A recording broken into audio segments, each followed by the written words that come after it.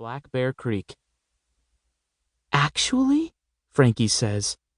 "Trembling?" "Like a leaf in a storm. We were young. 15.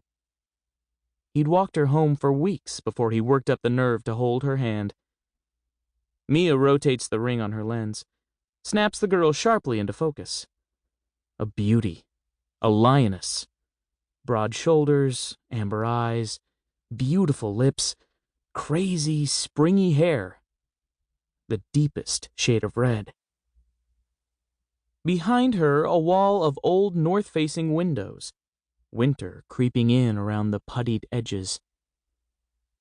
What Mia doesn't tell Frankie about the night on the bridge is how that first "I love you" collapsed her life before into a trinket. How one beat back, her heart had been a quiet thing, hung in her chest like an unstruck gong. Instead, she dips her camera so she and the girl are eye to eye. "Hot chocolate?" she says. "A cup of coffee?" "Nah." Frankie flips her phone over on the settee. "I'm good."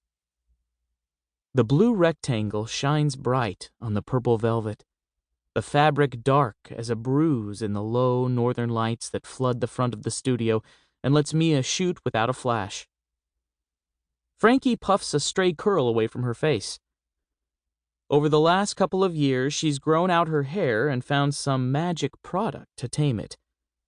Today, her curls lie long and loose, only a hint of wild, and there's a new gleam at her nostril, the nose ring she hasn't told her parents about. It's the reason she came to the studio, to show Mia first and build up the courage to go home. Mia's already reassured her that the new piercing looks good, and it does. And sure, her parents might be upset, but they'll get used to it. Although, honestly, Mia's not certain they will. "So," Frankie glances up from her phone, "what happened with the trembler?" Mia tells her how she loved the boy back, so unguardedly, so completely, so willingly, and the tragedy of him being a fundamentalist Christian who didn't believe in premarital sex.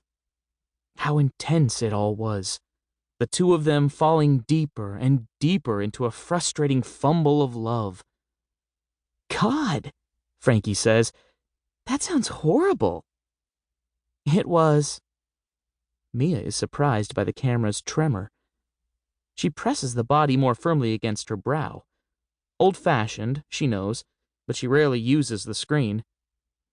"After 3 years," she says, "all I wanted to do was, well, fuck." "Mia!" It is their best moment together, and Mia has caught it. The girl leaning so joyously toward her, laughing, her body draped over her knees, the ring in her nose a gold glint in the soft gray of the studio windows. And then, after she's sitting straight again, she asks so shyly, "Well, did you?" "No," Mia says. "We broke up. He was pure when he left me. Both of us pure and broken-hearted and terribly, terribly horny." "That's a sad story." Frankie's shoulders lift as she laughs. "The saddest part," Mia says, "was afterwards, we could not find a way to be friends." Frankie stares off out the window at the sternness of a Canadian winter. In her hand, her phone tumbles, darkened screen flipping to dusty pink case. "How about you?" Mia asks. "You met anyone special?" The girl casts a long stare into the camera, light framing light. She lets Mia in. The shutter clicks, a flicker of black, and Frankie snaps back bright at the center.